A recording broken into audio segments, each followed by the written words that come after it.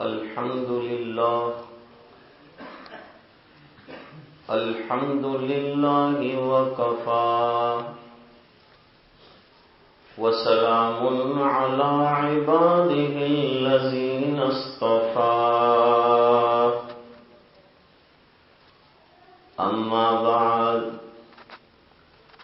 أعوذ بالله من الشيطان الرجيم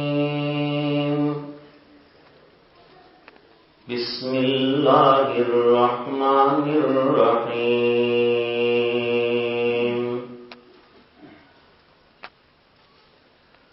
ونريد أن نمن على الذين استضعفوا في الأرض ونجعلهم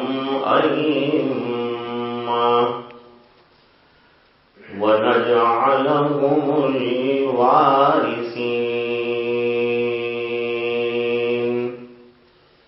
صدق الله العظيم.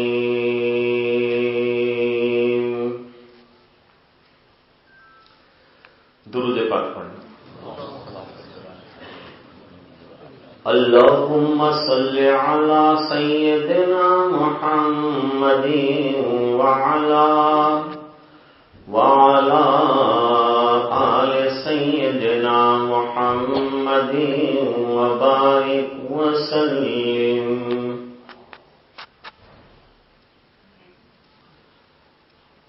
بزرگوں اور بھائیوں، اللہ نے ہمیں ایسا دین عطا کیا ہے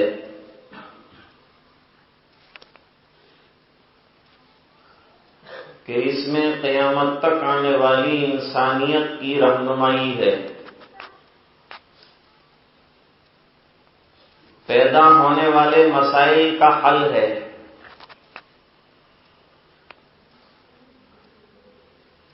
اور درد مندوں کے درد کا علاج ہے.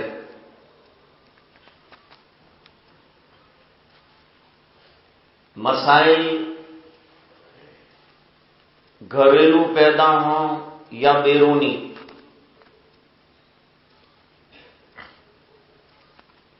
مسائل کا تعلق ملت سے ہو یا جماعت سے ہو یا ملک سے ہو، ہر طرح کی روشنی اور ہر طرح کی رہنمائی اسلام میں اتنی شاندار موجود ہے کہ کسی اور مذہب میں اس کا تصور بھی نہیں ہو سکتا.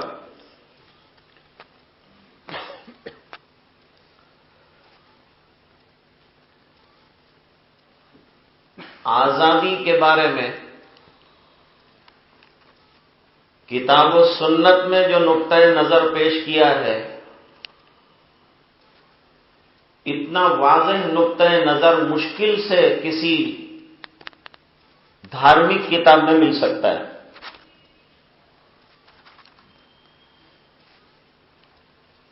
آزادی کہتے کس کو ہیں یہ بھی سمجھایا، اور آزاد لوگوں کے پاس حقوق کیا ہونے چاہیے یہ بھی سمجھایا. اور سب سے بڑی بات یہ سمجھائی کہ پہلے اندرون آزاد ہو تو پھر باہر کی آزادی کام کی.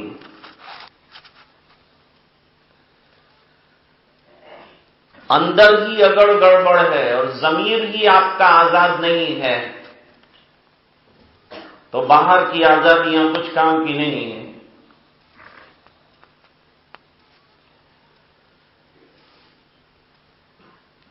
اسلام آزادی کا جتنا حامی ہے دنیا کا کوئی مذہب نہیں ہے. آزادی کی جو بہترین ڈیفینیشن اسلام نے سمجھائی ہے اور کوئی مسلک سمجھا نہیں سکتا.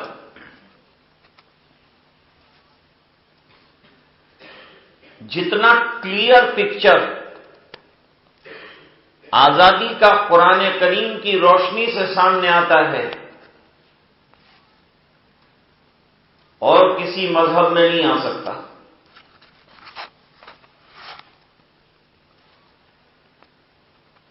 لیکن آزادی کہتے کس کو ہے؟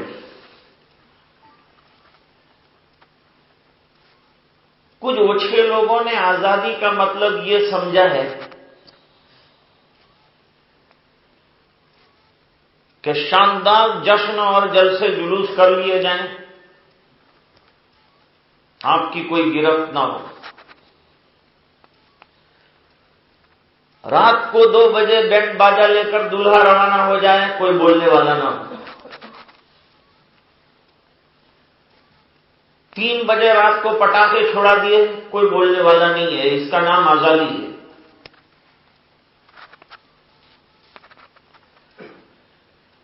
بنگلے ہوں، گاڑیاں ہوں، کھانے ہوں، پینے ہوں، شاندار راچ رچیلے ہوں، گھومنا پھرنا ہو ملکوں میں،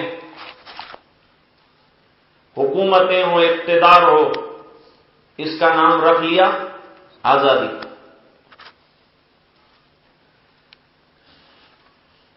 اسلام نے کہا آزادی اس کو نہیں کہتے،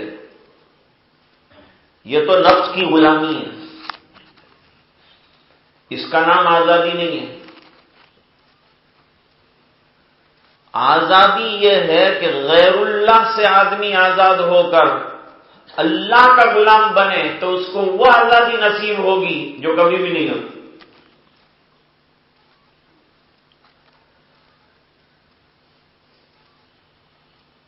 مظلوم کی مدد کر دینا اور مظلوم کے ہاتھ کو مضبوط کرنا اور ظالم کو زیر کرنا، یہ آزادی کا منشا ہے۔ بے زور کو بازور کرنا اور بے بس کو بس میں بٹھانا،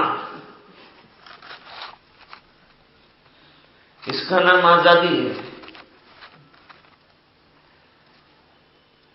بے سہاراؤں کو سہارا دینا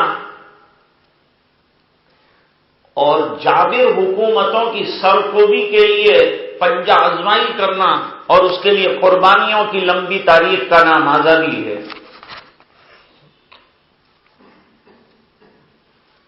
ایک گھنٹے میں آزادی کو کیا بیان کریں؟ 200 سالہ محنت کا خلاصہ ہے۔ آزادی ہوتے ہوتے 200 سال لگے ہیں۔ 1.5 گھنٹے میں یہ بات پوری نہیں ہو سکتی۔ کہنے کو یہ بات بہت آسان ہے، محنت کی اور آزادی حاصل ہو گئی، 2 لمحے بھی نہیں لگے، لیکن 200 سال لگے ہیں اور 50,000 سے زیادہ علماء لگے ہیں اور 2 لاکھ سے زیادہ مسلمان لگے ہیں، تب جا کر کے یہ آزادی بنی ہے۔ تو صداقت کا پرچم بلند کرنا، حق بات کا کہنا ڈنکے کی چوٹ پر، اس کو آزادی کہتے ہیں۔ مظلوم کی مدد کر دینا اور ظالم کے خلاف آواز اٹھانا، اس کا نام آزادی ہے۔ عدل و انصاف کی حکومت ہو، اس کا نام آزادی ہے۔ اونچ نیچ ختم ہو جائے اور سب کو یکساں حقوق دیے جائے، امیر غریب کالا گورا سب برابر ہیں۔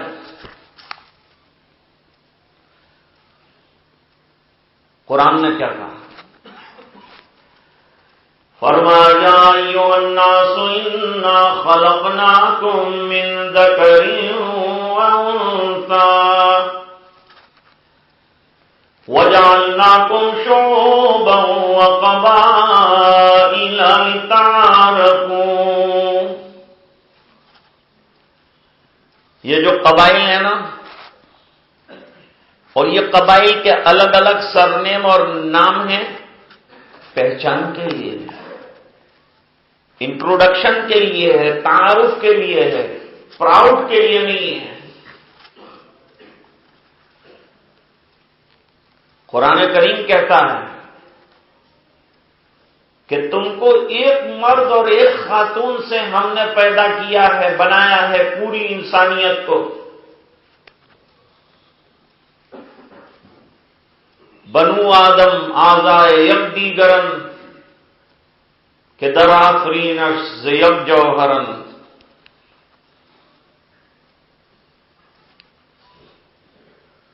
دنیا میں جتنے بھی انسان ہیں وہ سب حضرت آدم علیہ السلام کی اولاد ہے۔ آزادی کا اس سے بہتر کیا تصور ہو سکتا ہے کہ اسلام نے بتایا کہ انسان میں انسانیت کا درد پیدا ہو جائے تو سمجھو کہ آزادی آئی ہے، خود غرضی ختم ہو جائے، صرف اپنے لیے جینے کا اور اپنے لیے سب کچھ کرنے کا خود غرضی کا مزاج ختم ہو، اور دوسروں کا درد ہمارے دل میں ہو۔ خنجر چلے کسی پہ تڑپتے ہیں ہم امیر، اور سارے جہاں کا درد ہمارے جگر میں ہے۔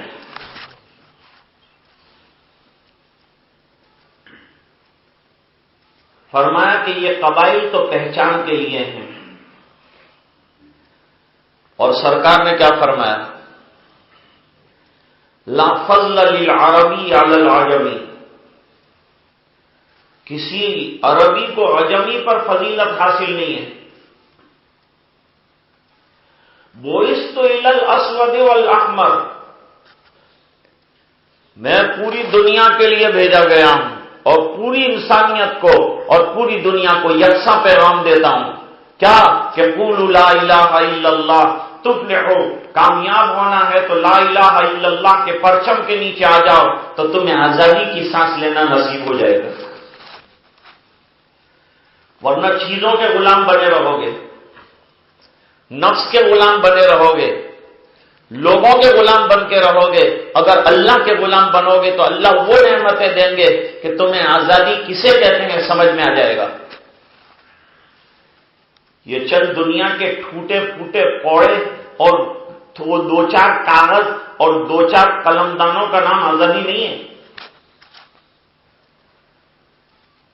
ہم لوگ آزادی کی بات تو کرتے ہیں، لیکن میں ہمیشہ یوم جمہوریہ کے موقع پہ کہتا ہوں اور یوم آزادی کے موقع پر کہتا ہوں کہ ہم ذہنی طور پر ابھی بھی انگریزوں کے غلام ہیں، کیونکہ ان کا دیا ہوا کوٹ ہم سے چھوٹتا نہیں، ان کا دیا ہوا پینٹ ہم سے چھوٹتا نہیں، ان کی دی ہوئی تہذیب جو ہے ہم سے چھوٹتی نہیں۔ ہماری دھوتی اور کرتا اور ٹوپی وہ لے کے نہیں گئے، لیکن وہ اپنی ہیٹ ہم کو دے دیں۔ ذہنی طور پر ہم لوگ ابھی غلام ہیں، چاہے لفظی طور پر اور ظاہری طور پر ہم جو ہے وہ آزاد نظر آ رہے ہیں۔ ایسی آزادی تو بیلوں کو ہمارے یہاں زیادہ حاصل ہے، کوئی پکڑ دھکڑ کرنے والا نہیں، راستے کے بیچ میں رہتے ہیں، اٹھتے ہیں، بیٹھتے ہیں۔ گاندھی جی بیچارے ہمیشہ کہا کرتے تھے کہ میں ان کی رکشا کر کے دودھ اور گھی کی ندیاں بہانا چاہتا ہوں، تو دودھ اور گھی کی ندی تو بہنے کی ہم کو امید نہیں ہے، البتہ یہ پیشاب اور یہ گوبر کی ندیوں سے اللہ نجات دلائے۔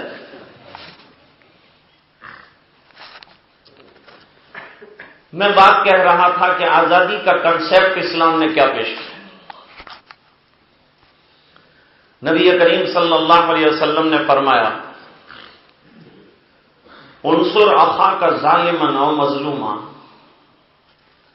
اپنے ظالم اور مظلوم بھائی کی مدد کرو۔ تو صحابہ کرام نے عرض کیا، مظلوم کی مدد کرنا تو حق ہے ہمارا، اور آپ نے ہم کو سکھایا ہے مظلوم کی مدد کرنا۔ سرکار نے ایک اکیڈمی بنائی مکہ مکرمہ میں، اس کا نام حلف الفضول ہے۔ اس کے اندر یہ بات طے ہوئی کہ کوئی بھی کسی کے اوپر ظلم کرے تو یہ اکیڈمی جا کر اس کی باز پوچھ کرے گی اور مظلوم کی مدد کرے گی، اور ظالم سے جو حق چھینا ہوا ہے مظلوم کا بھی بڑھے گی۔ یہ سرکار نے نبی بننے سے پہلے یہ فکریں شروع فرما دی تھی۔ اور جب آدمی ایک اللہ کے دروازے کا غلام بنتا ہے تو اس کو ہزاروں دروازوں پہ سجدہ کرنے سے آزادی مل جائے، وہ آزاد ہو جاتا ہے۔ وہ ایک سجدہ جسے تو گرا سمجھتا ہے، وہ ایک سجدہ جسے تو گرا سمجھتا ہے، ہزار سجدوں سے آدمی کو دیتا ہے نجات۔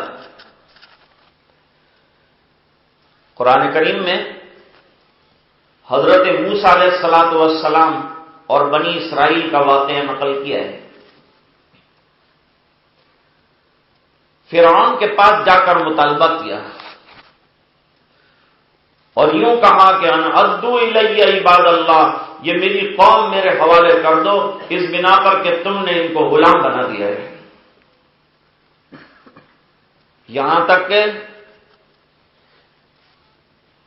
ان کے نرینہ بچے مارے گئے ہیں، 90,000 کی تعداد ہے۔ ماں باپ کے سامنے پچھاڑ کر قتل کر دیے جاتے تھے، لیکن غلام کچھ بول نہیں سکتا، اس لیے آنسو بہانے کی بھی اجازت ان کی چھین لی گئی۔ خبردار روئے ہو ہمارے سامنے۔ اور ان کی لڑکیوں کو باندیاں بنا کر گھروں میں اور اپنی ذات کے لیے رکھتے تھے۔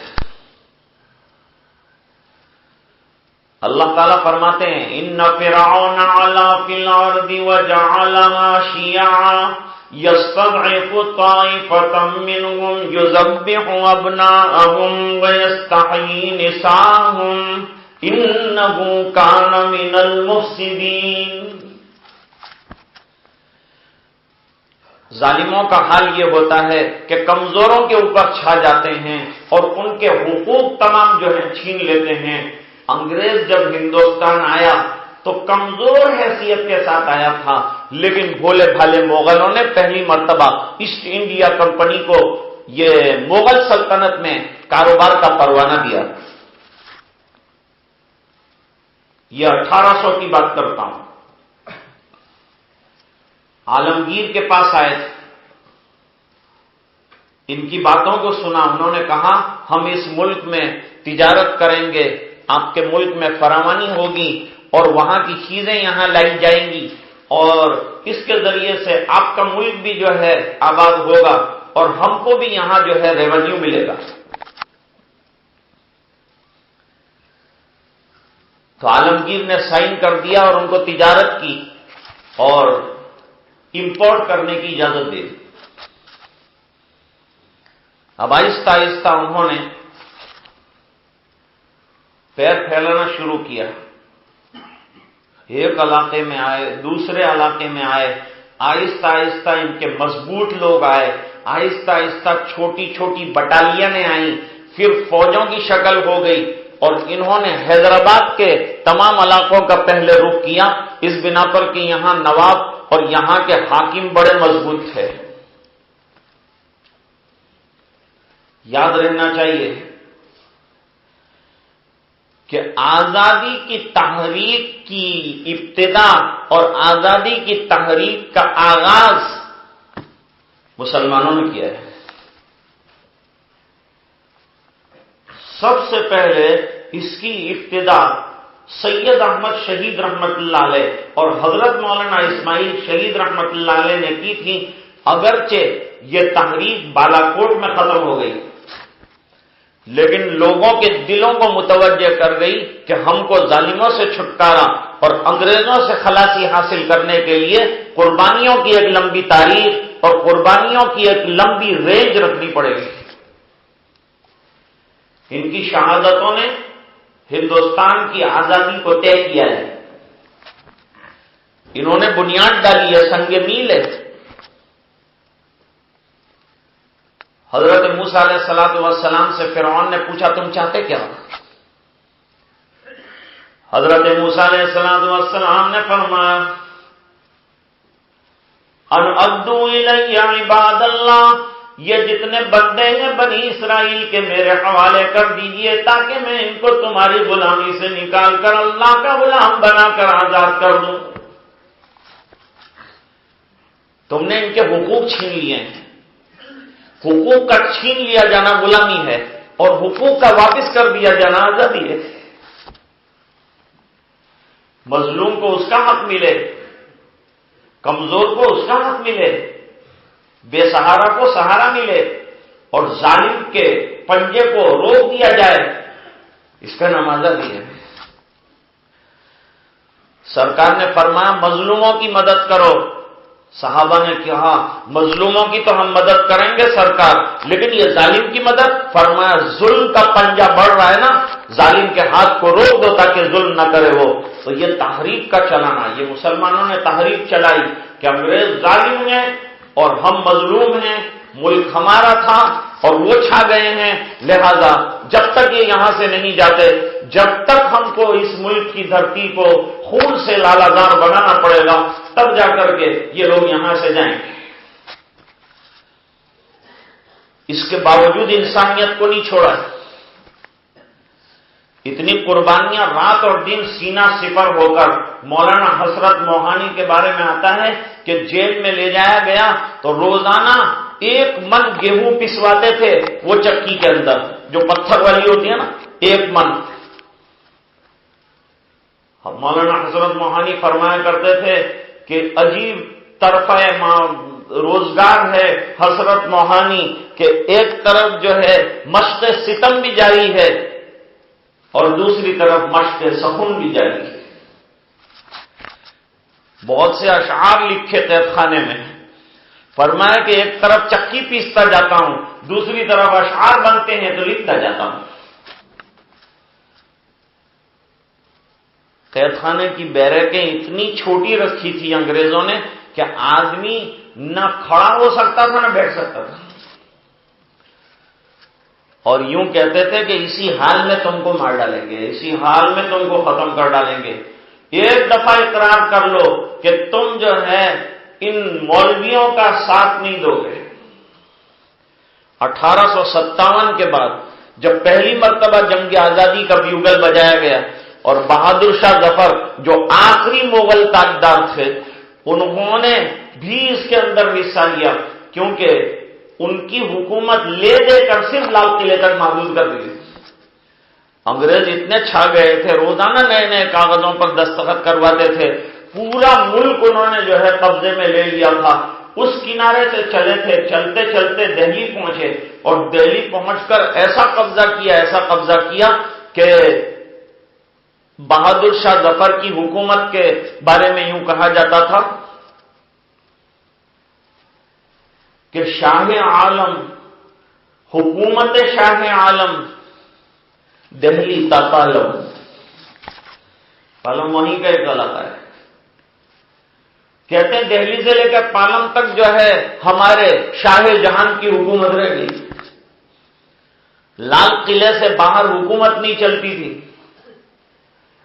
بڑی بے بسی کے عالم میں زندگی گزارتا تھا۔ صوفی منش بادشاہ تھا، قلمدان سمٹا کے صرف لال قلعے تک رکھ دیا تھا، بس اتنی خالی مغلوں کی حکومت تھی۔ اور پھر جب اٹھا کر لے جایا گیا رنگون، تو ابھی میرا جانا ہوا رنگون، میں نے وہاں ان کی بے بسی اور بے کسی کا منظر دیکھا، رونا آ جائے کہ کہاں ہندوستان کا بادشاہ اور کہاں اس کی حکومت اور کہاں یہ وارث تاج محل کا اور لال قلعے کا اور قطب مینار کا اور جامع مسجد کا رکھوالا، لیکن کیا بے بسی کے عالم میں پڑا ہے دوسروں کے دیار میں۔ جب وہاں پہنچے تھے تو ناشتے میں مانگا گیا تھا کھانا، تو 4 بیٹوں کے سر جو ہیں وہ کاٹ کر تشتری میں پیش کیے تھے۔ درد کے ساتھ جو ہے بہادر شاہ ظفر نے اپنی داستان کو رقم کیا۔ عمر دراز مانگ کے لائے تھے 4 دن، عمر دراز مانگ کے لائے تھے 4 دن، 2 آرزو میں کٹ گئے 2 انتظار میں، اور کتنا ہے بد نصیب ظفر دفن کے لیے 2 گز زمین بھی نہ ملی کوئے یاد میں۔ آزادی یوں نہیں ہے، بے شمار قربانیوں کے نتیجے میں آئی۔ قربانیوں سے جب دھرتی کو انتہائی طور پر ہم نے لالہدار کر دیا اور ظالموں نے دیکھ دیا جلیان والے باغ کے اندر جو واقعہ پیش آیا تھا، جس میں مشین گنوں کے دہانے انسانوں پر چھوڑے گئے تھے، لاکھوں کی تعداد میں اور ہزاروں کی تعداد میں کشتوں کے کشتے لگے ہوئے تھے، بلڈوزروں سے انسانوں کی لاشیں اٹھائی جا رہی تھی۔ انسانیت کے جتنے بھی مقامات اور قدریں ہو سکتی ہے، انگریزوں نے اس کو تمام تر پامال کر کے رکھا تھا، اور وہ چاہتے تھے کہ کسی طرح سے ہندوستان پر حکومت کریں اور یہ سونے کی چڑیا کو نہ چھوڑیں۔ یہاں کی ایک ایک قیمتی چیز اٹھا کر لے گئے برطانیہ۔ اچھا ہے کہ برطانیہ والے اب دھیرے دھیرے لا رہے ہیں۔ میں عرض کر رہا تھا کہ حضرت موسیٰ علیہ الصلوۃ والسلام نے کہا یہ اللہ کے بندوں کو میرے حوالے کر دو، لیکن حکیم الاسلام رحمۃ اللہ علیہ نے عجیب بات لکھی. حضرت حکیم الاسلام رحمۃ اللہ علیہ نے لکھا کہ اصل آزادی ضمیر کی آزادی ہے، اندرون کی آزادی ہے، اور وہ اسلام نے دی. سرکار کے معجزات بے شمار ہیں، حضرت موسیٰ علیہ السلام کے معجزات بھی ہیں. لوگوں نے لکھا کہ 10,000 معجزات تو خالی ڈنڈے کے اندر تھے، لیکن جب منوانے کی بات آتی ہے تو معجزوں سے نہیں منواتے، احکام کو دلائل سے ثابت کرتے ہیں. دلائل سے ثابت کرنا یہ آزادی کی ایک علامت ہے. اگر مثال کے طور پر کوئی آپ سے کہے کہ نماز پڑھو 5 وقت کی، روزہ رکھو رمضان کا، زکاتیں اتنی کوانٹٹی کے اندر سال بھر میں تم کو نکالنا ہے، اور لوگ پوچھیں کہ کیوں نکالنا ہے، دلیل کیا ہے، تو اشارے سے 2 مکان گرا دے کہ یہ میرا کرامت ہے، اس کے لیے کرنا ہے. مانے گا وہ دلائل بتاؤں، دلیل دیجیے. اسلام نے دلائل کے زور سے بات کو سمجھایا ہے. صداقت جو ہے نا معجزہ علامت ہے، لیکن صداقت کے لیے دلائل کی ضرورت پیش آتی ہے. سرکار نے اپنی صداقت کے دلائل ایسے پیش کیے ہیں 40 سالوں تک کہ کفار مکہ آپ کو صدیق کہنے پر مجبور ہو گئے. امانت داری کے دلائل اتنے پیش فرمائے کہ الفضل ما شہدت به الاعداء، یہ حضرات سرکار کو امین کہنے پر مجبور ہو گئے. حضرت ابراہیم علیہ الصلوۃ والسلام کا معجزہ ظاہر ہوا کہ آگ کو باغ بنا دیا اللہ تعالیٰ نے، لیکن جب دین سمجھانے کی نوبت آئی تو دلائل کی روشنی میں سمجھایا، اور مباحثہ اور مناظرہ کیا نمرود کے ساتھ. ہمارے یہاں عرب کی جماعت آئی تھی، ان کو امرود کھلائے، بڑے پسند آئے ان کو. باہر جا کر انہوں نے کہا نمرود نمرود.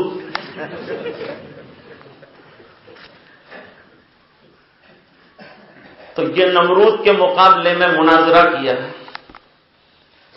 جانتے تھے کہ خالی معجزہ اور کرامت سے آپ کسی کا دل جیت نہیں سکتے، کسی کے دماغ کے اوپر حکم نہیں کر سکتے، اس کے لیے دلائل اور براہین قاطعہ کی ضرورت ہے. اس لیے حضرت یوسف علیہ السلام نے جب یوں کہا کہ آپ کے خزانے کی چابیاں مجھے دے دو، اور یہ تخت کے اوپر جو آپ تشریف رکھتے ہیں اس سے اتر جاؤ، مجھے بٹھا دو، تو بادشاہ نے کہا اتنا سب ڈیمانڈ تمہارا، خزانہ تم کو دے دوں، چابیاں تمہارے پاس، حکومت اقتدار تمہارے پاس، اور یہ نام نمود کے جتنے وزیر ہیں ان کو برطرف کر دو، کیونکہ کام زیادہ یہ بگڑتے ہیں. جمہوریت کا مطلب یہی نکلا ہے، ایک طرف 100 علماء ہیں سمجھدار، انہوں نے ووٹ دیا ایک اچھے آدمی کو، اور دوسری طرف جو ہے وہ ایک گنڈا ہے، اس کو 500 گنڈوں نے ووٹ دیا، تو وہ جائے گا، اور آئے گا تو کیا کرے گا، گنڈا گردی کے علاوہ. آتا کچھ بھی نہیں ہے، پھر بھی جو ہے بیٹھے ہیں بڑے بڑے مراکز کے اندر جا کے بیٹھے ہیں، قلمدان ہیں، وزارتیں ہیں ان کے پاس، چھچوندر کے سر میں چمیلی کا تیل. تو اللہ کا نظام. ورنہ گاندھی نگر میں ایسا بھی بیچارہ وزیر تھا کہ اپنے گاؤں سے لوگوں کو بلا کر بتایا کہ میں نے یہ سفید ٹھنڈی کباڑ کے اندر اپنے کوٹ اور کپڑے رکھے ہیں، حالانکہ وہ فریز تھا اور اس کے اندر جو ہے کھانے کا سامان رکھنا تھا. اس لیے حضرت حکیم الاسلام ایک مرتبہ فرماتے تھے کہ ایک بادشاہ کا پرندہ اڑ گیا تھا، باز نامی شکاری پرندہ ہے. تو بادشاہ نے دروازے بند کروا دیے، شہر کے دروازے بند کرا دیے. ایک فقیر آیا صبح میں، دروازے بند دیکھے تو اس کو بہت تعجب ہوا. اس نے وہ دربان کو پوچھا بھائی کیوں بنے دروازے؟ ہم بادشاہ کا باز اڑ گیا. کہا وہ تو اوپر سے بھی جا سکتا ہے نا. کہا وہ میں نہیں جانتا. انہوں نے کہا اللہ ایسے بیوقوفوں کو تو نے جو ہے حکومت دے رکھی ہے کہ جو اتنی بھی بات نہیں سمجھتے کہ دروازے بند کرنے سے بات جو ہے رکے گا نہیں. تو اللہ کی طرف سے دل پر بات ڈالی گئی کہ تیری عقل اس کو دیتے ہیں اور اس کی حکومت تجھے دیتے ہیں. منظور ہے؟ فرمایا مجھے ایسی حکومت نہیں چاہیے جس میں عقل کا دیوالیہ پڑ جائے. جمہوریت اس کا نام. لوگوں نے اچھی تعریف کی. ایک بہت بڑا انگریز رائٹر ہے، اس کا نام ہے ایڈمنڈ بروک. اس نے جمہوریت کی تعریف کی ہے. فرمایا اچھا نظام تو نہیں ہے. چرچل جو ہے اس کو بدتر نظام کہتا تھا. سوشیلزم وہ کہتے ہیں کہ وہ بدتر نظام ہے، لیکن جمہوریت اس سے برا نظام ہے کہ ایک آدمی غریب ہے تو غریب ہوتا ہی چلا جا رہا ہے، مالدار ہے تو مالدار ہوتا ہی چلا جا رہا ہے. برسوں تک اس کی غربت ختم نہیں ہوتی اور برسوں تک اس کی مالداری ختم نہیں ہوتی. اس کا نام جمہوریت. The people's government by the people for the people, اس کا نام جمہوریت ہے. لوگوں کے لیے، لوگوں کے ذریعے سے اور برائے عوام جو حکومت ہو اس کا نام جمہوریت ہے. لیکن حضرت والا تھانوی رحمت اللہ علیہ نے فرمایا کہ اگر اس کا نام جمہوریت ہے تو بے وقوفوں کی حکومت زیادہ ہوگی، کیونکہ یہ ہوتی ہے اکثریت کی بنیاد پر اور اکثریت بے وقوفوں کی ہے.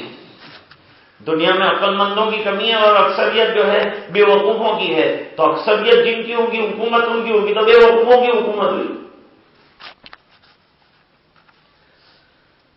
بہرحال نبی کریم صلی اللہ علیہ وسلم نے دین کے معاملے میں بھی کسی کو مقید نہیں کیا. قرآن کریم نے اعلان کیا اپیل کرو کہ یہ دین ہے، تم آزاد ہو، غور کرو، پونڈر اوور، تدبر کرو، سمجھو، اور سمجھ میں آئے تو دین قبول کرنا زبردستی نہیں ہے. فرمایا لا اکراہ فی الدین قد تبین الرشد من الغی. فرمایا دین قبول کرنے کے بارے میں زبردستی ذرا بھی نہیں ہے. اس کا نام آزادی ہے. زبردستی کرتے حضرت ثمامہ آئے، مسجد نبوی کے ستون سے بندھے، مار کر زبردستی مسلمان بنا سکتے تھے. 3 دن میں ریلیز کر دیا اور وہ گئے اور جا کر آئے واپس اور کہا سرکار مجھے مسلمان بنا دیجئے. حضور نے فرمایا ہم نے تم کو اصرار نہیں کیا، ہم نے تم کو نہیں کہا کہ تم زبردستی مسلمان ہو جاؤ، پھر تم کیوں آئے ہو دوبارہ؟ انہوں نے جواب دیا کہ آپ نے تو مجھے آزادی دے دی لیکن میں آپ کے اخلاق کا غلام بن گیا ہوں، آپ کی سیرت کا میں غلام ہوں. دنیا کو مصطفیٰ نے در سے وفا دیے ہیں اور جس رنگ گزر سے گزرے گلشن سجا دیے ہیں دنیا کو مصطفیٰ نے. تو سرکار نے آزادی کا مطلب سمجھا دیا. دوسری جگہ اللہ تعالیٰ قرآن میں فرماتے ہیں قُلْ هَٰذِهِ سَبِيلِي أَدْعُو إِلَى اللَّهِ عَلَىٰ بَصِيرَةٍ أَنَا وَمَنِ اتَّبَعَنِي وَسُبْحَانَ اللَّهِ وَمَا أَنَا مِنَ الْمُشْرِكِينَ. آپ کہیے ذرا یہ میرا راستہ ہے. This is my path, this is my road, this is the دین آف اللہ سبحانہ و تعالی. If you want to follow, you can just ponder over, just think, bring your minds, open your hearts and just try to study then you want to embrace, you can embrace deen. فرمایا کہ اپنے دل دماغ کے دریچوں کو کھولو اور اپنی عقلوں کو ذرا جھنجھوڑو. بصارت دی اللہ نے تمہیں تو بصیرتوں کو ذرا اوپن کرو، دل کی آنکھیں کھولو اور دیکھو. اگر تمہیں حقیقت سمجھ میں آئے تو دین قبول کرنا، نہیں سمجھ میں آتی تو زبردستی کوئی. بتاؤ اس سے بڑھ کر آزادی ہو سکتی؟ کتنی بڑی آزادی کا سبق بدلا ہے. فرمایا اصل میں آپ کا دل اور دماغ آزاد ہونا چاہیے. اس لیے آزادی کا وہ واقعہ دیکھیے، حضرت بریرہ رضی اللہ تعالی عنہ کو آزاد کیا. میں تو کنسیپٹ آپ کے سامنے رکھوں گا، آزادی کی تقریر مشکل ہے میرے لیے. حضرت بریرہ آزاد ہوئی. ان کے شوہر کا نام ہے مغیث. حضرت بریرہ حسینہ خوبصورت تھی، مغیث ذرا کالے کلوٹے تھے. اب یہ تو رنگ کا معاملہ ہے، یہ تو اللہ کی طرف سے.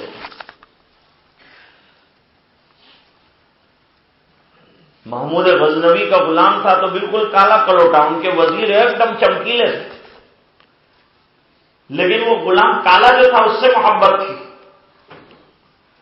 تو وزیر پوچھتے تھے کہ تو کالا ہے پھر بھی تیرے ساتھ محبت کیوں ہے؟ تو کالا غلام کہتا تھا کہ بلال کالے تھے، سرکار کو محبت کیوں؟ مسئلہ تو یہ ہے کہ اللہ کے یہاں فیصلے رنگوں کی بنیاد پر نہیں ہوتے، نسلوں کی بنیاد پر نہیں ہوتے. اللہ کے یہاں فیصلے تقویٰ کی بنیاد پر ہوتے. فرمایا ان اکرمکم عند اللہ اتقاکم، تم میں اللہ کے نزدیک عزت والا وہ ہے جس کے پاس تقویٰ کا زیور ہے. دنیا میں یہ پہچان کے لیے ٹھیک ہے. اس لیے اقبال نے کہا تم شیخ بھی ہو، سید ہو، مغل بھی ہو، پٹھان بھی ہو، اور ذرا یہ تو بتاؤ کہ مسلمان بھی ہو. اسی لیے آگے بڑھ کے کہا کہ فرقہ بندی ہے کہیں اور کہیں جاتے ہیں، کیا زمانے میں پنپنے کی یہی باتیں ہیں. اگر پنپنا ہے تو سب کو ایک ہونا پڑے گا، شیر و شکر ہونا پڑے گا، تب جا کر کے آپ جو ہے ملکوں کو آزاد کرانا ہو. تب بھی وہ قربانیاں جو مل کر دی تھی وہ میل جول آج باقی رکھیں گے تو ملک کی آزادی باقی رہے گی. آزادی کو باقی رکھنا ہو تو وہ قربانیوں کو بھولنا مت جو ہمارے اور ان کے لوگوں نے مل کر ساتھ کیا تھا. میں ہمیشہ ایک مثال دیا کرتا ہوں کہ یہ ملک میں اس کو ایک حسین چہرہ سمجھیے، اور آپ جانتے ہیں کہ چہرے میں دو آنکھیں ہوتی ہے. ایک آنکھ تو سب ہندوستان کی دوسری پرجائیں ہیں، دوسری ذاتیاں ہیں، اور ایک آنکھ مسلمان ہے. اور اگر یہ مسلمان والی آنکھ آپ کھول دینا چاہتے ہیں، یاد رکھیے کہ آپ ملک کے چہرے کو خراب کر رہے ہیں. اس چہرے کو روشن رکھنا ہوگا. تو پھر جس طرح گاندھی جی اور نہرو کے ساتھ مولانا آزاد نے اور مولانا حسرت موہانی نے اور مولانا جعفر تھانے سری نے اور مولانا یحییٰ علی نے اور مولانا محمد علی نے جتنی قربانیاں دی ہیں مل مل کر، وہ تمام جو ہے تازہ رکھ کر ہمیں ساتھ چلنا پڑے گا. قربانیوں سے آزادی آئی اور قربانیوں سے آزادی باقی رہے گی. خالی چلانے سے کام نہیں چلتا، خالی باتیں کرنے سے کام نہیں چلتا. عملی چیز یہاں عملی نقوش حضرت مدنی نے قائم کیے ہیں. یہاں عمل کے نقوش مولانا عبید اللہ سندھی نے قائم کیے ہیں. حضرت شیخ الہند نے اس وقت ان کو افغانستان اور ہندوستان کی آزادی کی محنت کے لیے روس بھیجا تھا جب ان کی داڑھی نکل رہی تھی. لیکن جب وہ وہاں سے تحریک کے بعد آئے تھے تو عمر کا یہ عالم تھا کہ داڑھی کے بال سفید ہو چکے تھے. اس قدر قربانیاں ہیں، پوری زندگی لگا ڈالی. قید خانے کے اندر 20 سال رہے، کئی سال رہے. کتنے بزرگ ایسے رہے کہ جنہوں نے آزادی کی تحریک میں حصہ لیا. اس میں خانقاہی بزرگ بھی رہے، دارالعلوم دیوبند کے بزرگ بھی رہے، اس میں سہارنپور کے بزرگ بھی رہے، اس میں مونگیر کے بزرگ بھی رہے، اس میں بریلی کے بزرگ بھی رہے، اس میں لکھنؤ کے لوگ بھی رہے. یہ تمام نے مل کر یکساں طور پر جو ہے اس ملک کو سمجھایا کہ آزادی کسے کہتے ہیں اور آزادی کتنی اہم ہے کہ ہم سب ٹوٹ پڑے ہیں اس کے لیے. تب یہاں والوں کو سمجھ میں آیا اس کی سیاسی رہنمائی اور میز پر اور کرسی پر بیٹھ کر ٹیبل پر زور سے ہاتھ پٹک کر بات کرنے والے مولانا آزاد رہے ہیں. انہوں نے ہندوستان کی آزادی کے راہوں کو ہموار کیا ہے اور قربانیوں کی تاریخ کو اور خون کے لالازار اور فواروں کے ذریعے سے اس راہ کو زیادہ مضبوط تر کیا ہے مسلمانوں نے اور دوسری قوموں نے. تب جا کر کے آزادی آئی. لیکن افسوس کی بات یہ ہے کہ بہت مشکل سے اب جا کر حضرت شیخ الہند کے نام کا جو ہے ڈاک ٹکٹ جاری ہوا ہے اور حضرت مدنی رحمت اللہ علیہ کے ٹکٹ اب جا کر کے جاری کیے ہیں ملک نے. جبکہ ان سے کم درجے کے لوگ جن کو کم معلوم تھی آزادی اور جنہوں نے اتنا بڑا کردار نہیں ادا کیا ان کے ٹکٹ کب سے ہو گئے اور خالی ٹکٹ سے ان بزرگوں کا حق ادا نہیں ہوگا. ان کے لیے بڑی اکیڈمیاں بنانے کی ضرورت ہے, ان کے نام کی یونیورسٹیاں بنانے کی ضرورت ہے, ان کے نام کو قیامت تک باقی رہے اس طرح روشن رکھنے کی ملک کو ضرورت ہے. بات کر رہا تھا آزادی کے سلسلے میں کہ تاریخ دیکھنے کے بعد پتہ چلتا ہے کہ بالا کوٹ میں جب یہ مشائخ شہید ہوئے تو اس کے بعد ہم کو 1857 میں ایک بار علماء جو ہیں جمع ہو کر پھر آزادی کی تحریک کرتے ہوئے نظر آتے ہیں. اس کا نام بدل کر انہوں نے غدر اور اس کا نام بلوا رکھ دیا. 1857 میں بلوا نہیں ہوا تھا, 1857 میں ملک کی آزادی کی تاریخ کے نقوش مستحکم ہوئے ہیں. یہ وہ تحریک تھی جس نے ہر ہندوستانی کے دل کے اندر آزادی کا پرچم گاڑ کے رکھ دیا, آزادی کی حقیقت کو سمجھا کر رکھ دیا. جوان سالی کے عالم میں حضرت مولانا ابوالکلام آزاد نے جو پرچہ نکالنا شروع کیا وہ علماء پڑھتے تھے اور دلائل کتاب و سنت کی روشنی میں آزادی کے دیتے تھے. وہ پرچے علماء میں پڑھے جاتے تھے اور علماء عوام کو سمجھاتے تھے. لوگوں کو پتہ نہیں تھا کہ آزادی کیا ہے, علماء نے بتایا آزادی کسے کہتے ہیں. مولانا آزاد نے بتایا آزادی کسے کہتے ہیں. 1857 کے بعد جب فیصلہ ہوا, انگریز نے یہ سوچا کہ تحریک آزادی کو اور اس آواز کو ہمیشہ دبانے کے لیے کون سا حربہ استعمال کرنا چاہیے. یک طرفہ فیصلہ یہ ہوا کہ یہ آزادی کی ہوا اور آزادی کا جوش اور آزادی کے دلائل اور آزادی کے لیے قربانی کی جو باتیں کرتے ہیں وہ مسلمانوں کے علماء ہیں, لہذا علماء کو قتل کر دیا جائے. ڈاکٹر ٹامسن نے لکھا ہے کہ میں نے دیکھا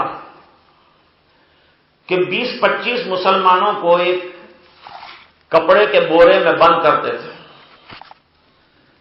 اور توپ کے دہانے کے اوپر لگاتے تھے اور پھر توپ کا گولا چھوڑتے تھے, پرکھ سے اڑ جاتے تھے. ٹامسن نے لکھا ہے کہ جب میں اپنے کیمپ میں گیا دہلی کے اندر تو وہاں میں نے ایک عجیب بات دیکھی. میں نے دیکھا بدبو آ رہی ہے, کچھ روشنیاں جل رہی ہے, تو میں اپنے کیمپ اور خیمے کے پیچھے گیا. وہاں 20 علماء کو آگ کے تنور پر جلتے ہوئے دیکھا, ان کا گوشت جل رہا تھا. اس کے بعد 40 علماء اور لائے گئے. میں نے پوچھا اب تک تم نے کتنے علماء ختم کر دیے؟ کہا ہر گروہ کو لایا جاتا ہے اور لانے کے بعد پوچھا جاتا ہے کہ تم یہ جنگ بند کرو گے کہ نہیں.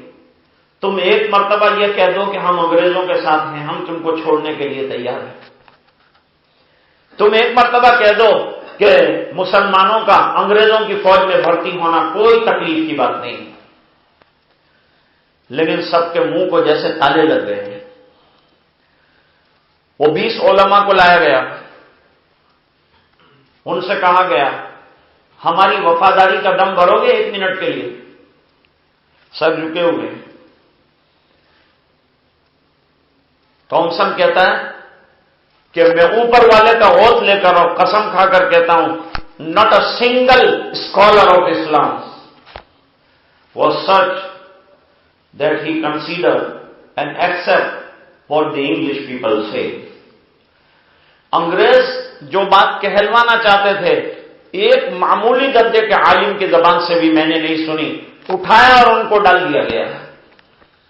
یہ سلسلہ کئی دنوں تک جاری رہا، یہاں تک کہ ہاتھیوں پر بٹھاتے تھے اور ہاتھی کو ہانک دیتے تھے اور پھندے تیار ہوتے تھے درختوں کے نیچے، اس میں سیدھے گلے جاتے تھے اور وہیں تڑپ کر اور اچھٹ کر ان کی لاشیں جان دے دیتی تھی. دیسی سے لے کر خیبر تک اور وہاں سے آگے پانی پت تک علماء کی لاشوں کو جھولتے ہوئے لوگوں نے دیکھا. اتنی خطرناک قربانیاں اور اتنی زبردست قربانیوں کے نتیجے میں اور خون کی ندیوں پہ ندیاں بہانے کے بعد، انسانیت کا خون اللہ کر دینے کے بعد کہیں دور جا کر جو ہے یہ آزادی کی دوشیدہ ہاتھ میں آئی ہے. کوشش تو یہ کرنا چاہیے کہ یہ برقرار رہے. واقعات میں لکھا ہے کہ دہلی میں انگریز جج نے مولانا جعفر تھانیسری اور مولانا یحییٰ علی اور مولانا غلام علی، یہ آزادی کے سب محنت کرنے والے علماء ہیں، مقدمہ قید خانے میں چل رہا تھا. انگریز جج نے ٹیبل پر ہاتھ پٹک کر کہا ان تینوں کو کل صبح پھانسی دی جائے گی. پھانسی اسی قید خانے میں دی جائے گی، اور جس وقت ان کو پھانسی دی جائے گی اور ان کے لاشیں تڑپ رہے ہوں گے مجھے حد سے زیادہ خوشی ہوگی. پھر میں یہ کروں گا کہ ان کی لاشیں ان کے رشتہ داروں کو نہیں دی جائے گی. ان کو دفن ہونے کے لیے مسلمانوں کے گورے غریبہ میں نہیں لے جایا جائے گا، ان کو یہیں قید خانے کی زمین میں گاڑ کے ہمیشہ کے لیے ختم کر دیا جائے گا.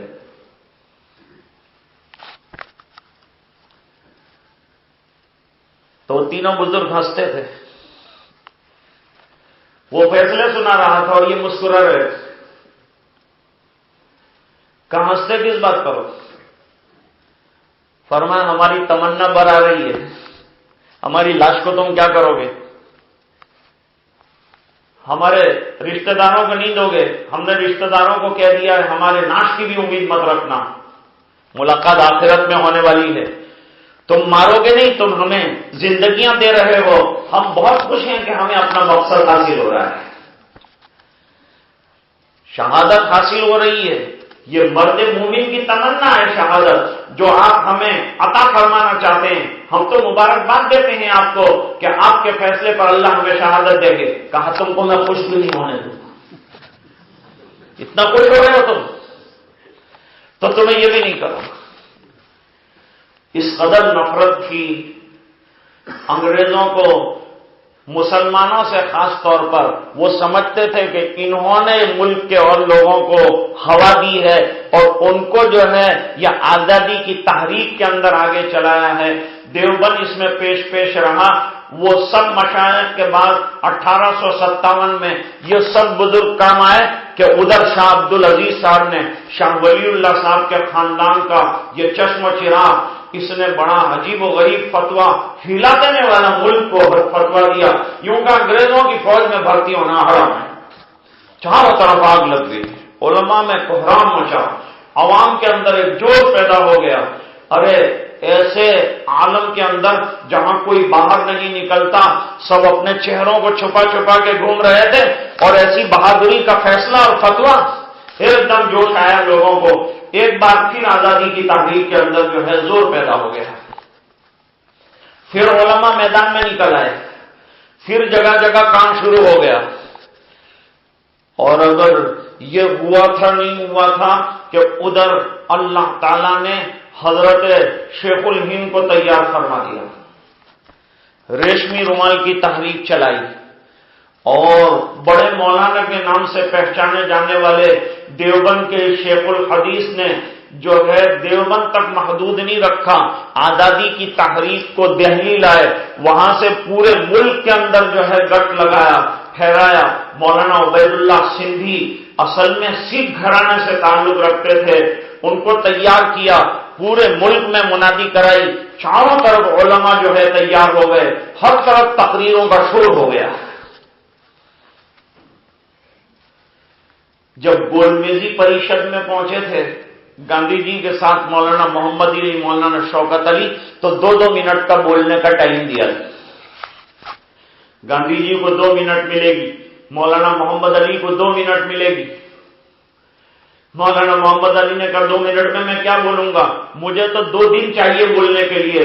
گاندھی جی نے کہا میرے بھائی محمد علی کو میری منٹیں بھی دے دوں گا، اس لیے کہ میں اتنا اچھا نہیں بول سکتا جتنا کہ آزادی کو یہ بولے گا، کیونکہ مجھے مہاتما بنانے والا یہ ہے۔ پہلی مرتبہ مہاتما کا خطاب مسلمانوں نے اور مولانا محمد علی اور مولانا شوکت علی نے اپنے کانگریس اخبار میں لکھا، ان کی قربانیوں کو سراہا، یہ ہمارے بلند حوصلے کی بات ہے۔ جواہر لال نہرو جو تھے نا، وہ مولانا آزاد کے جنازے کے پیچھے دوڑتے تھے۔ کسی نے آ کے ان کو کہا حضرت ایک مسئلہ ہے میرا، سیاسی حل کر دیجئے۔ کہنے لگے جاؤ، میں جس سے حل کراتا تھا اسی سے پوچھو، میں وہ جا رہا ہے نا جو جنازہ، اس سے حل کراتا تھا اپنے مسئلے، تم اسی سے پوچھو۔ میں جو کچھ سیکھا ہوں سیاست کا سین سیکھا ہوں، سیاست کا الف سیکھا ہوں، تو سب جو ہے مولانا آزاد کے پیروں میں بیٹھ کر سیکھا ہوں۔ سیاست کسے کہتے ہیں یاد رکھو، لوگ سمجھتے ہیں سیاست خراب چیز ہے، لیکن جدا ہو دین سیاست سے تو رہ جاتی ہے چنگیزی۔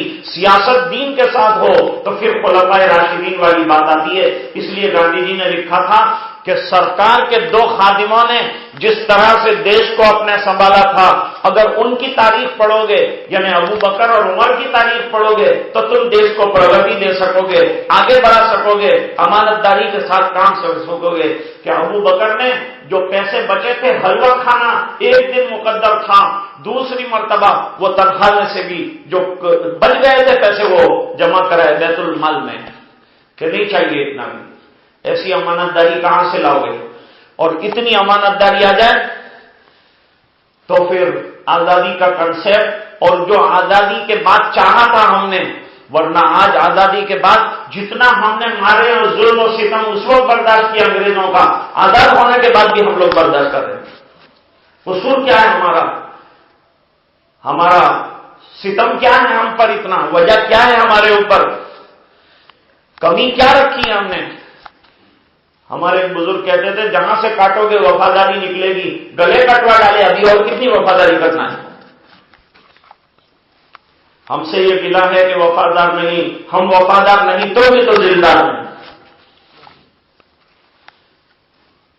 مولانا حسین احمد مدنی رحمت اللہ علیہ نے مورچہ سنبھالا، حضرت شیخ الہند رحمت اللہ علیہ کے جنازے کو لایا گیا، نعش کو لایا گیا، غسل دیا جا رہا تھا، لوگ آنسو بہا رہے تھے۔ حضرت مدنی کو لوگوں نے پوچھا یہ جسم پر چاروں طرف جو شیخ الہند کے داغ نظر آتے ہیں، سینے پر داغ نظر آتے ہیں، کمر پر داغ ہے کیا یہ؟ فرمایا انگریز روزانہ انگاروں پر لٹا کر کہتا تھا ایک بار ہماری تائید کر دو، تمہاری سب تکلیفیں دور ہو جائے گی، تمہاری دنیا بنا دیں گے۔ چپ رہتے تھے، کچھ نہیں بولتے تھے۔ فرمایا سب کر سکتا ہوں، گلے کٹ جائیں گے، لیکن تیری وفاداری کی بات نہیں کروں گا، ورنہ میرے رب کو منہ کیا دکھاؤں۔ اتنا عزم مصمم، یقین محکم عمل پہ ہم، اور محبت خاطر عالم جہاد زندگی میں ہے یہ مردوں کی شرط۔ اس لیے شاعر نے کہا ہے 100 بار سنوارا ہے ہم نے اس ملک کے گیس ہوئے برہم کو، یہ اہل جنوں بتلائیں گے کیا ہم نے دیا ہے عالم کو۔ واقعات میں لکھا ہے کہ حضرت مولانا حسین احمد مدنی رحمۃ اللہ علیہ شیخ الہند کے بعد مالٹا کی لمبی قید کا عرصہ، سخت سردیوں کا زمانہ، تھوڑی سردی میں آزادی کی بات سننے بھی ہمارے لیے آنا مشکل ہے، اور وہ وہاں جو ہے سخت سردی کے اندر 10 سال گزار چکے دیش کی آزادی کے لیے، سننا ہے خالی یہاں، اس میں بھی لوگوں کو لاگے پڑ رہے۔ شاہ عطا اللہ بخاری رحمۃ اللہ علیہ ہمارے یہاں ایک مرتبہ آئے تھے، تو ذرا بارش ہونے لگی تو لوگ آگے پیچھے ہونے لگے۔ حضرت نے فرمایا میں تو تم کو یہ سبق پڑھانے آیا کہ لوہے کی گولیاں تم کیسے سینے میں برداشت کرو گے، کیسے تمہارا سینہ مضبوط ہو کہ لوہے کی گولیاں برداشت کر جاؤ جبکہ تم پانی کی گولیوں سے بھاگ رہے ہو۔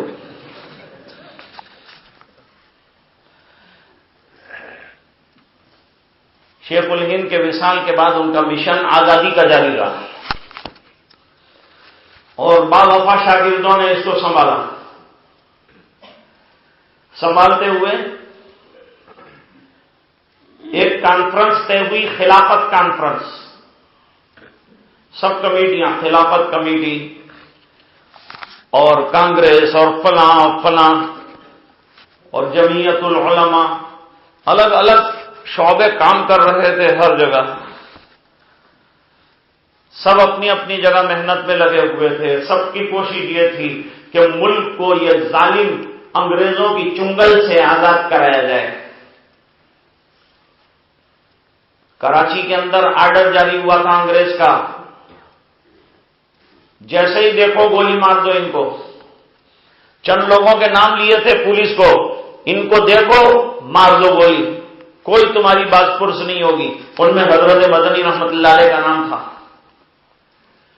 شیخ الاسلام حضرت مولانا حسین احمد مدنی کے بارے میں چرچا ہو رہا تھا کہ شاید حسین احمد کراچی نہیں آئیں گے، اس بنا پر کہ ان کی موت کا وارنٹ ہے اور ان کو دیکھتے ہی گولی مارنے کی بات کہی گئی ہے۔ لیکن کانفرنس شروع ہوئی اور معلوم نہیں کہاں سے حضرت مدنی رحمت اللہ علیہ جو ہے رومال ڈالے ہوئے اسٹیج کے اوپر تشریف لائے، اور چاروں طرف جو ہے حیرانی کا عالم، لوگوں نے نعرے بلند کرنا شروع کر دیے، اور شیخ الہند نے اپنا مائک، شیخ الاسلام رحمت اللہ علیہ نے اپنا مائک سنبھالا، اور مائک سنبھالنے کے بعد کہا کہ لوگ یہ سمجھ رہے تھے کہ حسین احمد کراچی نہیں آئے گا۔ میں موت سے نہیں ڈرتا، موت سے ڈرنے والوں میں نہیں ہوں، میں شیروں کی طرح زندگی گزارنے کا عادی ہوں، اور اگر مر گیا تو شہادت ہماری تمنا ہے۔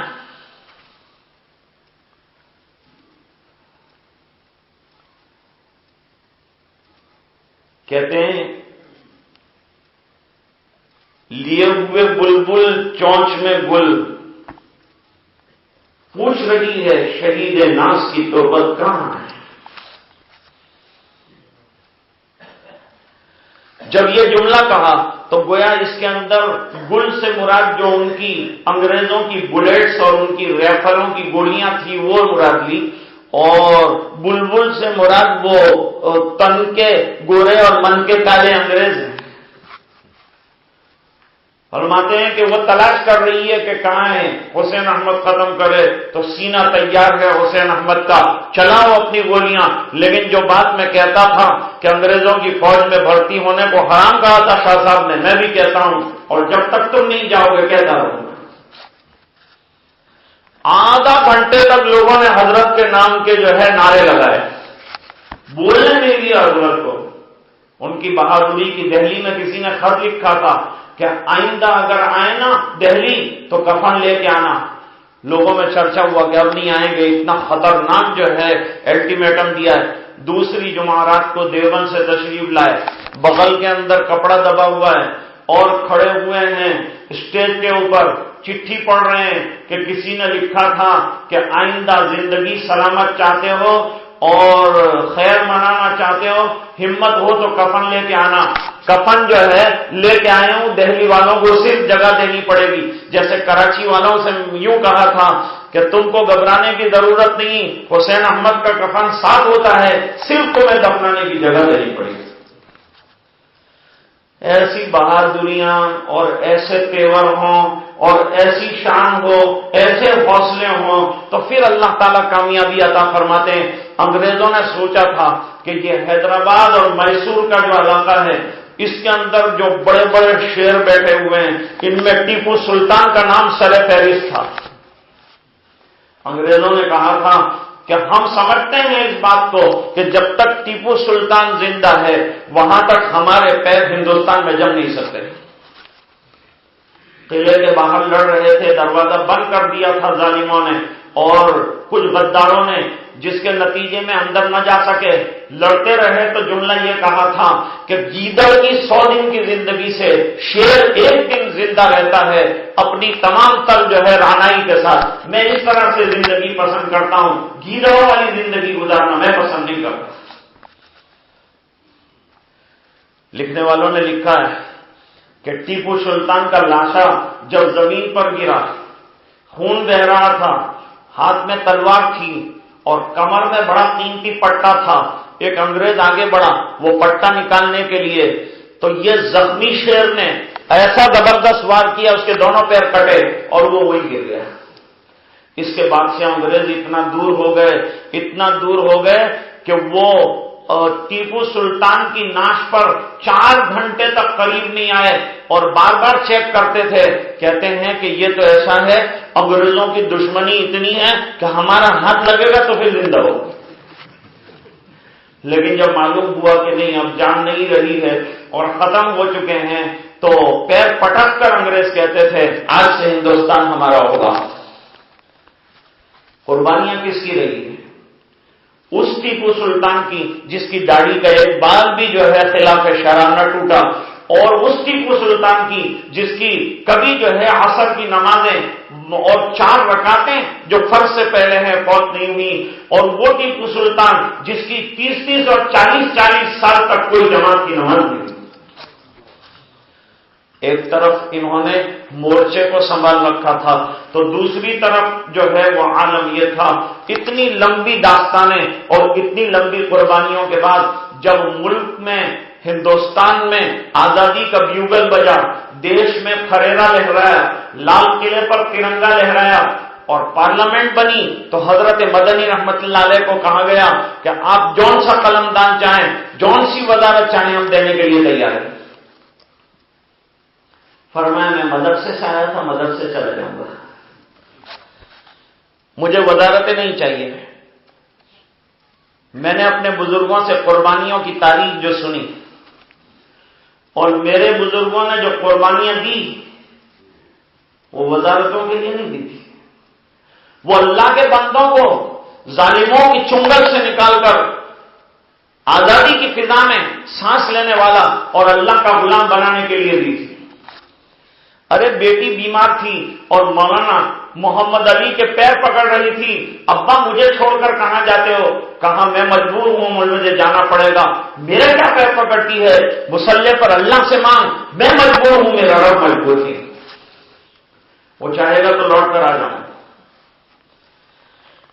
بیوی نے کہا یہ ملک جو ہے نا مردہ پرست ہے، تمہارا پوچھنے والا کوئی نہیں ہوگا۔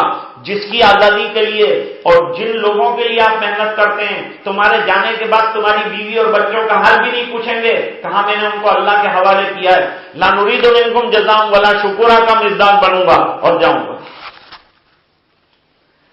پھر بھی تم یوں کہتے ہو تو سنو، تم یوں ہی سمجھنا کہ پناہ میرے لیے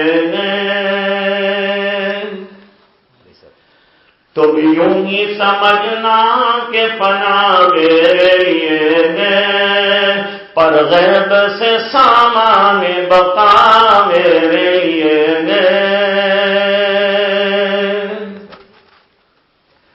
اگر میں کام آ گیا اللہ کے راستے میں، تو اللہ کے راستے میں کام آنے والوں کو قرآن زندہ کہتا ہے۔ اور اس سے بڑھ کر اللہ کا راستہ کیا ہوگا کہ اللہ کے بندے ظلم اور ستم کا نشانہ بن چکے ہیں، ظالموں کی چنگل سے چھوڑا کر ان کو مظلومیت کی تازہ فضاؤں میں لا کر رکھ دوں، اللہ کو یہ عمل پسند آ جائے۔ پیغام ملا تھا جو حسین ابن علی کو، خوش ہوں کہ وہ پیغام قضا میرے لیے ہے، اور اللہ کے راستے کی جو موتائے مسیحا، اکسیر یہی ایک دوا میرے لیے ہے۔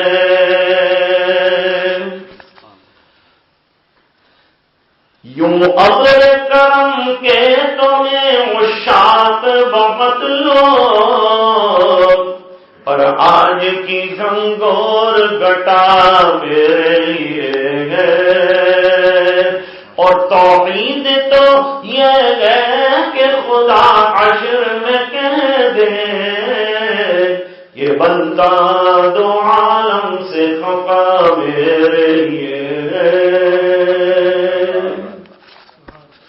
بس اللہ تعالیٰ اس ملک کی آزادی میں ہمارے مشائخ اور بزرگوں کی جو زبردست کردار اور قربانیاں ہیں ان کو یاد رکھنے کی کم سے کم ہمیں صلاحیت دے، ہمت دے، توفیق دے۔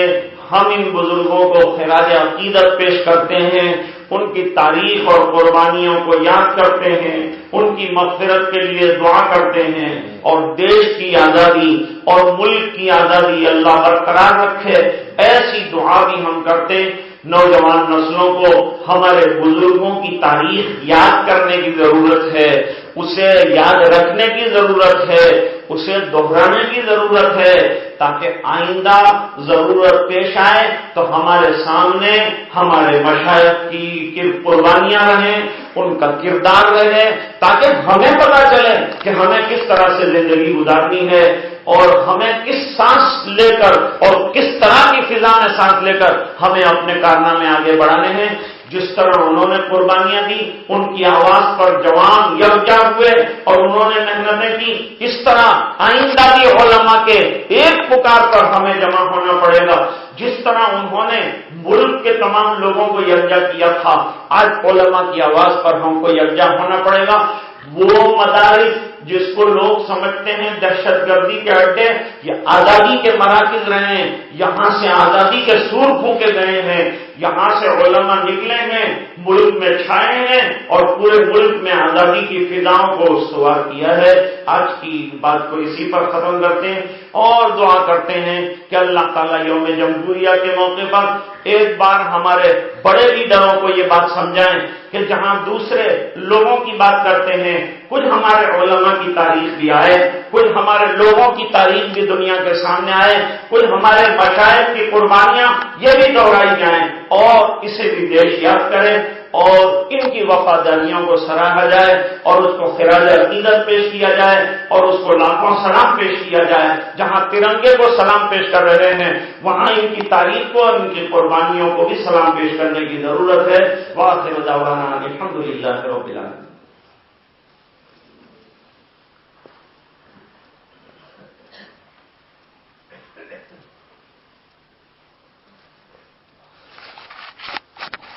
درود پاک پڑھنا۔ اللہم صلی علی سیدنا محمد وعلی آل سیدنا محمد وبارک وسلم۔ آتنا فی الدنیا حسنہ وفی الآخرۃ حسنۃ وقنا عذاب النار وقنا عذاب القبر وقنا عذاب الحشر وقنا عذاب الفقر وقنا عذاب الدین واحشرنا یوم القیامۃ مع الابرار۔ ربنا لا تزغ قلوبنا بعد إذ هديتنا وهب لنا من لدنك رحمة إنك أنت الوهاب۔ ربنا إنك جامع الناس ليوم لا ريب فيه إن الله لا يخلف الميعاد۔ ربنا اغفر لنا ذنوبنا وإسرافنا في أمرنا وثبت أقدامنا وانصرنا على القوم الكافرين۔ اے اللہ ہمارے گناہوں کو معاف فرما، کوتاہیوں سے درگزر فرما، اپنا فضل اور کرم شامل حال فرما۔ اے اللہ تو نے اتنا بہترین دین ہمیں عطا فرمایا، تو نے اتنی بہترین شریعت عطا فرمائی کہ اس میں زندگی گزارنے کا ہر قسم کا بہترین طریقہ اور اسلوب بیان فرمایا۔ اے الہ العالمین ہمیں زندگی گزارنے کے لیے صحیح رہنما اصول عطا فرمائے۔ اے اللہ نبی ایسا عطا فرمایا جس نے ہمیں گندگیوں سے نکال کر، شرک کی علائشات سے نکال کر توحید کی بہترین شاہراہوں پر گامزن کیا۔ اور پیارے طریقوں کے ذریعے سے دنیا آخرت میں کامیاب ہونے کی راہیں بتلائی۔ اے اللہ ہمارے وہ مشائخ اور وہ بزرگ جنہوں نے اس ملک کی آزادی کے لیے اپنی جوانی قربان کی اور خون کی ندیاں بہائی اور ہمیں بیدار کیا اور ملک کو آزاد ہونے تک بہترین کردار ادا کیا، اللہ ان کی قبروں کو نور سے بھر دے، کروٹ کروٹ سکون عطا فرما۔ اے الہ العالمین ہر قسم کی خرافات سے خلفشار سے اے اللہ ہمارے دیش کی حفاظت فرما، یہاں رہنے والوں کی حفاظت فرما۔ اے اللہ جوانوں کو دین پر دائم قائم فرما۔ اے اللہ باہر کی آزادی کے لیے ضمیر کی آزادی اور اندر کی آزادی انتہائی طور پر ضروری ہے۔ اے الہ العالمین ہمیں اس کا قدردان بنا دے۔ اے اللہ ہمیں سچا سرکار کا پیروکار بنا دے۔ اے اللہ علماء کی قربانیوں کا قدردان بنا دے، مشائخ کی محنتوں کا خراج عقیدت پیش کرنے والا بنا دے۔ اے اللہ ان کی تاریخ کو سمجھنے پڑھنے والا اور اس کو نمونہ بنانے والا بنا دے۔ اے الہ العالمین جب تک زندہ رکھے ایمان پر زندہ رکھ، جب وقت آخر ہو کلمے والی موت عطا فرما۔ جن حضرات نے اس انوکھے عنوان کے ساتھ ہمیں کچھ کہنے کا اور سب حضرات کو دین کے عنوان سے اور مشائخ کی تعریف سننے کا موقع دیا، اللہ ان کو جزائے خیر عطا فرما۔ اے اللہ ان کو بہترین بدلیں عطا فرما، اور اللہ آج کی اس مجلس کو قبول فرما اور اس کی لرزشوں کو درگزر فرما۔ اور اے اللہ جتنے مرحومین مومنین مومنات دنیا سے گئے جنت میں اعلیٰ مقام عطا فرما۔ جب تک زندہ رکھے ایمان پر زندہ رکھ، جب وقت آخر ہو کلمے والی موت عطا فرما۔ دعائیں اپنے فضل و کرم حبیب پاک صلی اللہ علیہ وسلم کے طفیل میں اور صدقے میں قبول اور منظور فرما برحمتک یا ارحم الراحمین۔